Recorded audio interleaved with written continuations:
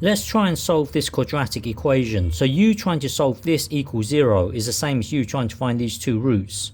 So so the way we would do this is to rewrite this whole thing in a new form, and this new form will be something along the line of x plus something squared, and then you take away something, and then you carry this -1 down, and I will explain why later on. So it turns out to be half of this thing, which will be 3, and then you take away the rubbish, which will be 9, and I will explain why each step of the way. So if you're trying to create these two terms, let's consider this. Hang on, let's consider plus 3 squared. Well, squared means it's this thing times by its exact same self. So let's just multiply this out. Let's just randomly consider this thing here. So when you square this, this would be x times x will be x squared. This times this will be plus 3x, and then this times this will be plus 3x, and then this times this will be plus 9. So now when you merge these two together, that will give you 6x. Hang on, plus 9. You see, if you're trying to create these two terms, you can see that because you've got 3x here, 3x here, that's double. That will then give you a 6x. So if you start out with 6x, it turns out to be always half of 6. In this case, it's 3. And you can see why. When you multiply this out, you're going to get 3x. You're going to get 3x again, giving you 6x. So if you're trying to create 6x, then it's always going to be half of this number here. But then this thing here equals this whole thing here, but you don't want this 9. So you take away this 9 because, hang on, this thing here is really x plus 3 squared. So let me just illustrate something to you. Hang on. This thing here is really x plus 3 squared.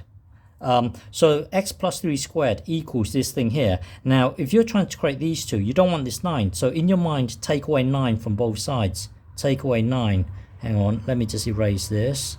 So now you can see that if you're trying to create these two terms, it's always half of it, which is a 3 here, and then you take away the rubbish. The rubbish happens to be 9.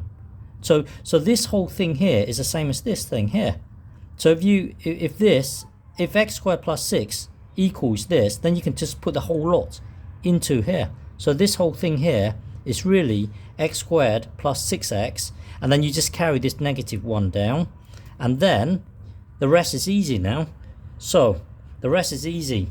Hang on, the rest will be single number, merge them together. That will give you -10. So hang on, x plus 3 squared, and then -10. You see, this whole thing here is exactly the same as this, but just written differently. So hang on, let me just restart again here. So if you were to do this, hang on, if you were to do this, your eyes should zoom into these two terms, and it's always going to be half of this. So it will be x plus half of that would be 3, and then you square it, and then you take away the rubbish. The rubbish happens to be this.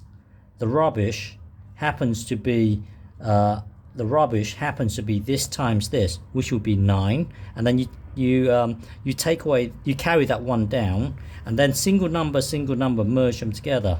So that will then give you this -10, and the rest will be easy. So now add 10 to both sides.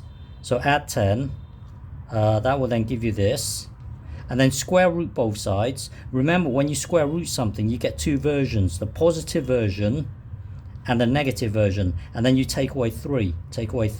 So that's your answer. X equals this thing. So what that means is this here, the lowest point, is at -3, and then if you add the square root, it will take you to the positive root, and then if you take away the square root thing, it will take you to the other root. So this is your final answer.